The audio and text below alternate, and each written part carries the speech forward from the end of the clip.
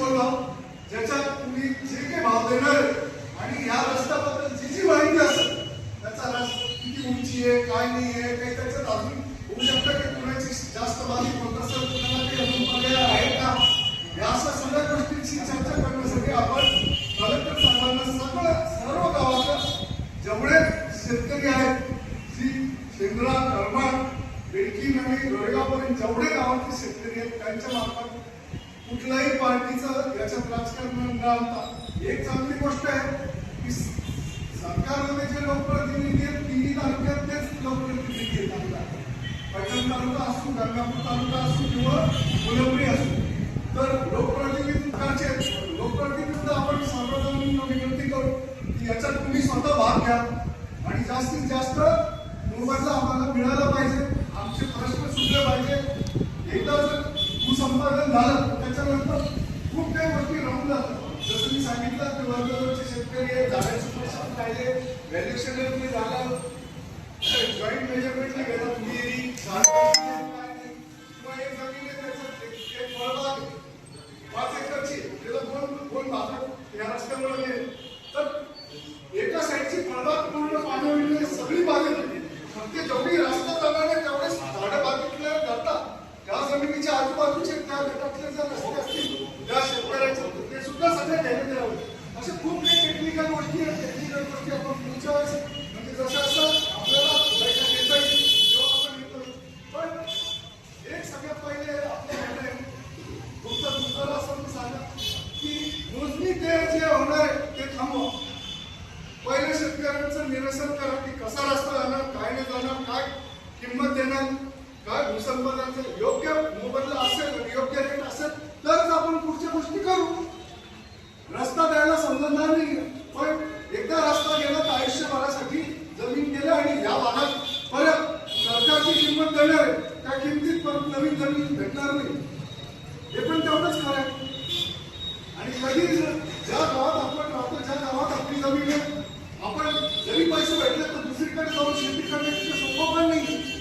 जरी पैसा भेटला तरी सरकारने तो पण विचार केला पाहिजे की आपल्याला देतानाच असा भाग द्या की आम्ही आयुष्यभराचे आमची जमिनी चालल्या त्याचा योग्य मोबदला मिळावा. अजून काही गोष्टी असतील त्या गोष्टी आपण करणं सरकारला भाग पडतो.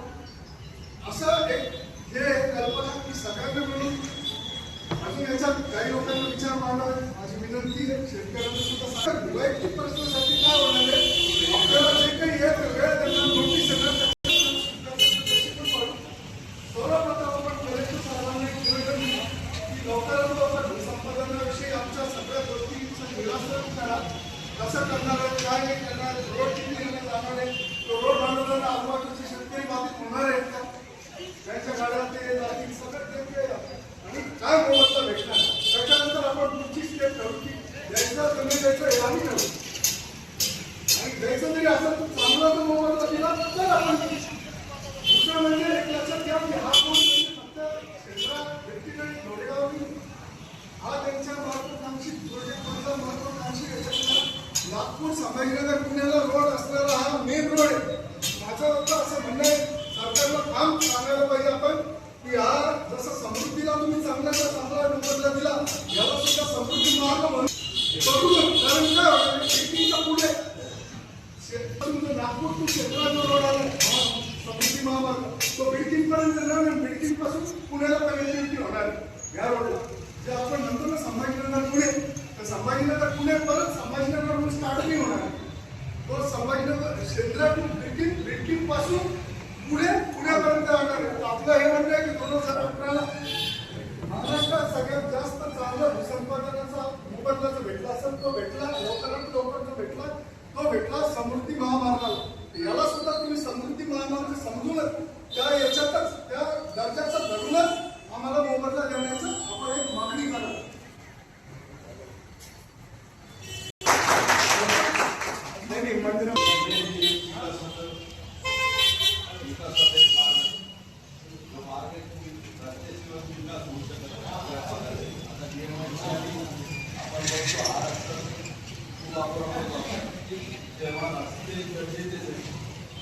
रस्ते गरजेचे आमच्या समस्या तुम्ही त्या गरजेनं पाहिलं पाहिजे. मात्र तसं होताना दिसत नाही. BMIC मध्ये ज्यावेळेस जमीन घ्यायच्या त्यावेळेस आपण विरोध केला होता. तुम्ही सगळे आमच्या सोबत होते. 15-20 जण होतो आम्ही सुरुवातीला. मात्र तुम्ही सगळे आमच्या पाठीचे असलेले आम्ही तो विषय ठामपणे लढून शेवटपर्यंत करू शकतो. शासनाने आपल्याला 10 पासून सुरुवात केली होती, परंतु आपण थांबत शेवटी आपण 23 वर फायनल केला. आता की आपल्याला 25 पर्यंत आमचं टार्गेट होतं, पण आपल्यातलेच काही लोक मागं पुढं करायचे रिकामं काम होते म्हणून आम्ही तर तो एक ती सिस्टीम त्यावेळेस शासनाची कशी होती. त्यांनी खेडोपाडी जाऊन मिटिंगा बैठका घेतल्या, सगळं केलं, लोकांना कन्व्हिन्स केलं आणि त्यानंतरही आमच्यासोबत म्हणजे आपल्यासोबत बैठक घेऊन आपण भाव ठरवला. नंतर मोजणी वगैरे प्रक्रिया. आता तुम्ही अजून आम्हाला काय भाव देणार काय नाही याचं काही कुठलंच काही नाही. डायरेक्ट मोजणीचा विषय सुरू करता येईल हे आपल्याला नको आहे. ठीक आहे, कसं BMIC ला आमचा रस्त्याला नकार नाहीये, आमचा रस्त्याला नकार नाही आणि कोणाचाच नसणार असं मला वाटतं. मात्र आमच्या जमिनीला योग्य भाव मिळाला पाहिजे. तुम्ही जर सत्ता आलं त्यावेळेस अशी गोष्ट वेगळी. आज आम्ही 23 लाखांनी जमीन दिली. आजची पोझिशन जवळपास CRच्या पुढे गेली काही भागात. ही जी गोष्ट आहे ही त्याच्या निदर्शनात आपल्याला आणून द्यावं. कारण की तुम्ही समृद्धीला कसं भाव दिला तर समृद्धीला सुद्धा त्यांनी BMIC प्रमाणे स्वतःचे विरोध केल्यानंतर प्रत्येक ठिकाणी बैठका घेऊन कन्व्हिन्स केलं आणि नंतर त्यांनी भाव द्यायला तेव्हा लोकांनी दिला. आता त्यांनी मीटिंगच राहील झाल्यासारखाच विषय झाला. तो होऊ नये त्याच्यासाठी आपण सगळ्यांनी येत नाही महानगर निगम तरी असतो. महानगर निगम बांधकाम वगैरे हवंय आणि तुमची महानगरची स्थापना महानगर निगम 2017ला अस्तित्वात आलं.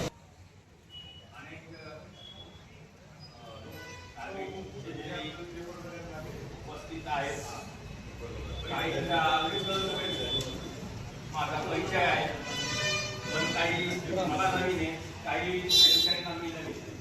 सुरुवातीला मी माझा परिचय करून देतो.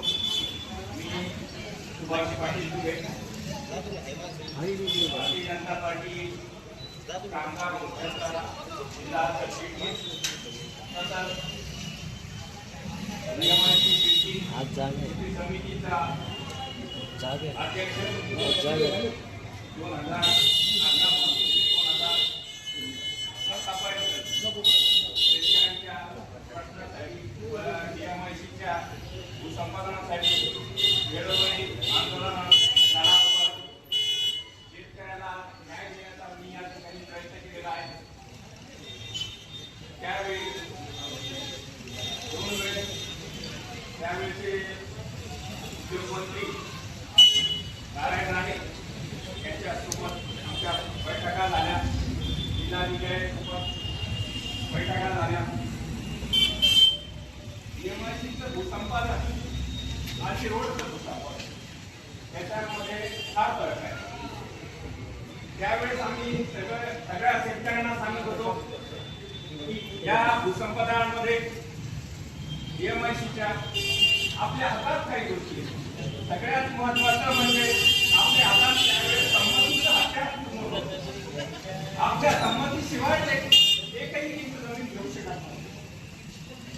त्याच वेळी मंदीतांडा असो, बंगातांडा असो, बिल्डिंग असो, गिरणगाव असो, का करमाण असो, कुंभेफळा, या सगळ्या 24 गावाचा दौरा करून आणि शेतकऱ्यांमध्ये जनजागृती करून आम्ही त्यावेळेस आमच्या टीमनं शेतकऱ्यांसाठी खूप मोठं असं कार्य केलं आणि शेतकऱ्यांना न्याय मिळवून दिला. पण रोडचं इतकं 10,500 हेक्टरची ही BMIC त्यातील काही गावाचं भूसंपादन झालेलं आहे.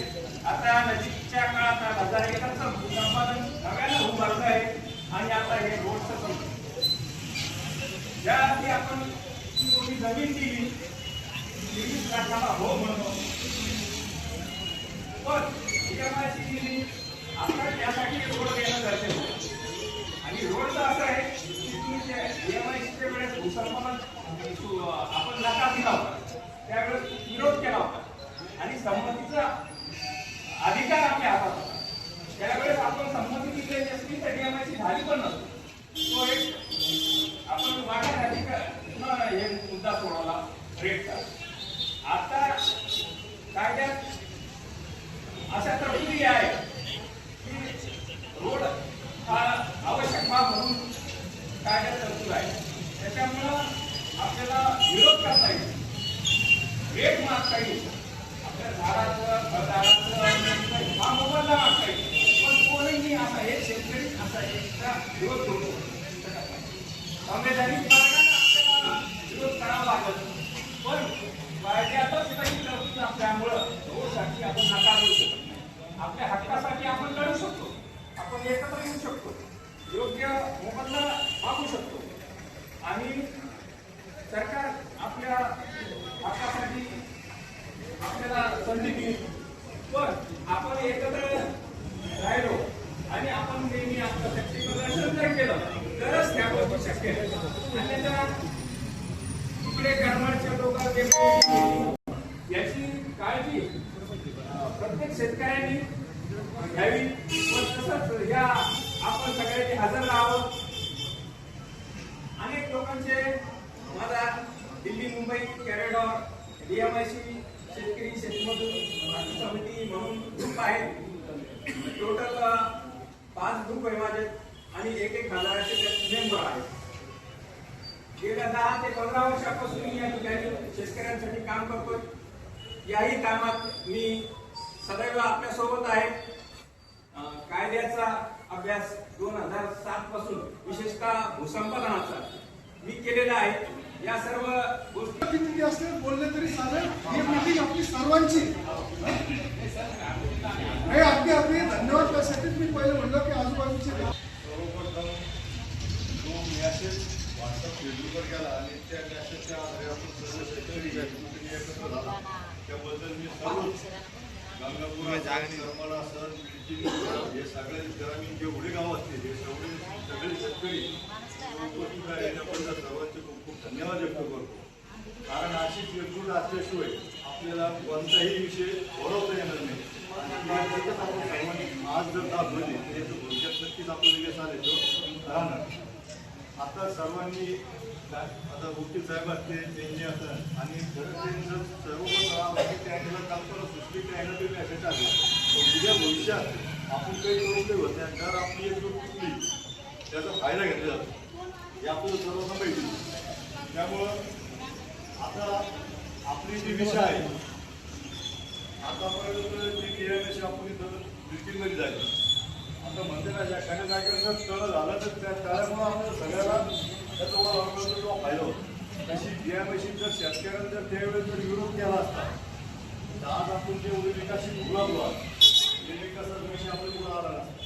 ज्या जमिनीचे रेट आज 2 कोटी झाले 2 कोटी झाले असेल 3 कोटी झाले असेल याचा विषय फक्त DMIC. त्याच्यामुळं कोणती आपल्या डोक्यात जर आली तर समजा विषय शासनाला असा विषय मांडला की केला तर शेतकऱ्याचा असो या आपला असो त्यामुळे कोणत्याही गोष्टीला सर्वप्रथम मी माझं बोलतो मला असं वाटतं त्याला विरोध होता का नाही. परंतु जे विषय आपले जे आपल्याला हक्काने घेतले ते हक्क आपण सोडला नाही पाहिजे. त्याच्यासाठी आपण सर्वजण एकत्र आले. आता जी DMIC जमीन गेली त्या DMIC सर्वप्रथम त्याचे विषय असे का त्या शासनाला त्यावेळेस DMICच्या जमिनीतल्या मोबदला आपल्याला शासनाला 5% दिला होता आपल्याला. आता DMICची आपण पूर्ण जमीन जाणार आहे याच्यामध्ये मला असं वाटतं की याच्यामध्ये काही आपल्याला मोबदला हे मिळणार नाही. आणि जसं वकील साहेबांनी विषय मांडला हे रोड तोडलं जाणार आहे. त्याच्यामुळं आपली सर्वांची ही विनंती राहील की आपल्याला जास्तीत जास्त रोडचे पैसे कसे वाढून घेतले. जर त्यावेळेस जर 3 कोटी भेटला तर आज समृद्धी महामार्ग जर होतोय तसा त्यालाच वाटत होता. त्या समृद्धी महामार्गाला त्यावेळेस जी जमिनीचे रेट होते व्हॅल्युएशननुसार व्हॅल्युएशन म्हणजे काय असतं शासकीय असतं पण शासकीय व्हॅल्युएशनच्या इतरिक्तही आपण ती जमीन खरेदी करून देतो. समजा एखाद्या जमिनीचे विषय 5 लाख रुपये आणि आपण जर त्या वेळेस 10 लाख रुपये शेतकऱ्यांना जर रेस्टिंग झालेले असेल 10 लाख शेतकऱ्यांना काही शेतकऱ्या व्हाईटमध्ये होत्या व्हाईटमध्ये आणि जी रेस्टरी व्हाईटमध्ये होती ती रेस्टरी खरी झाली आणि ती रेट आज हे भाव ठरलेले का आपण जरी विषय सरकारनं 5 लाख काढा पण तरी 25 लाखांना होती म्हणजे आज रेट 25 लाखात झालेला आहे आणि याच्यानंतर त्याच्या 4 ते 5 पट रेट केलं जातं जे व्हॅल्युएशन जर 50 लाखांना होईल तरी आतापर्यंत मग सांगतो की या कंटेक्टर 1, 2, 4 गट असतीलच कुठेतरी का त्यांच्या चांगल्या रेटमध्ये ठेवली 50 लाख 60-70 लाख रुपये ठेवली त्याच्या 5 पट मिळतात आणि भविष्यात जर यो जो रोड गेला जो रोड होणार ज्या रनिंग होणार त्याला आम्हाला असं म्हणणं आहे का आपण त्याला विरोधात जास्त भूमिकेत जायचं नाही बरं आमच्या जमिनीचा आता आपण आता जे विषय मांडले ज्या वेळेस त्यांनी शासनाने एक विषय पेपरला टाकलं किंवा काही टाकलं की असे गट गावावर गट नंबर टाकलं ते गट नंबर टाकलं सगळ्यातून एकत्र जमलो आतापर्यंत जर काही गटच टाकले नसते आपण पुढंच काही नाही हा हे विषय योग्य आहे पण आता जे त्यांनी सांगितलं की याच्यानंतर जे आपल्याला गट टाकून जर आपल्या जमिनीचे मोजणे करीत असेल तर आपण त्याला उखायला पाहिजे अशामुळं तुम्ही आज मोजणे करायचे मोजण्याची करायच्या आमच्या समोर भाव करेल बसून ज्यावेळेस आमचे भाव ठरले जाईल त्यावेळेस आमचा विषय मान्य व्हायला जाईल त्यावेळेस तुमच्या जमिनीच्या मोजण्या करा आता याच्या ज्या माहिती लागेल आणि आपण ज्या आधी बसतो आता आपण एवढे बसतो आता जे आपण म्हणतो की हे त्यांच्याकडे संदेश जायला नाही आपण या सगळ्या पेपरला आपल्याला म्हणणं काय आपण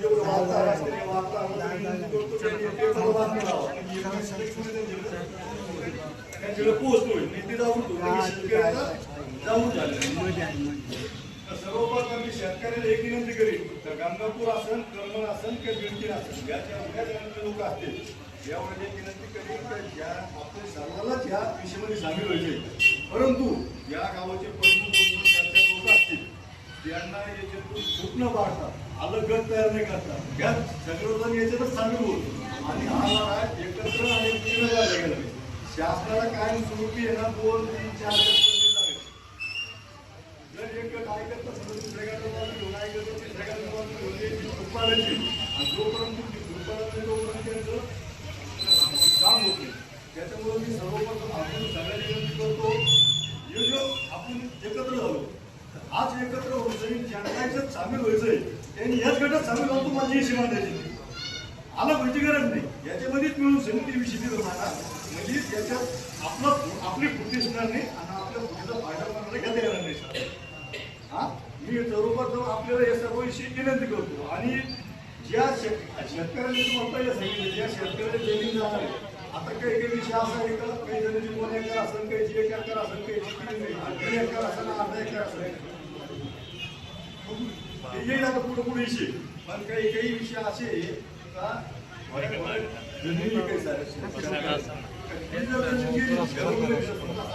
घेतला तिची जमीन शिल्लक म्हणजे ऐकून घ्या तेच बोलतो ना तिची जमीन शिल्लक किंवा म्हणा विकणूक पुत्रावर शिकरच्या मुख्य काय झालं आपली जर जमीन राहिली बरं का हे जे विषय मध्ये सांगू हे विषय सुद्धा आपल्याला बारीक चालूच आहे आणि कोणालाही अन्याय भरणे असे विषय आपण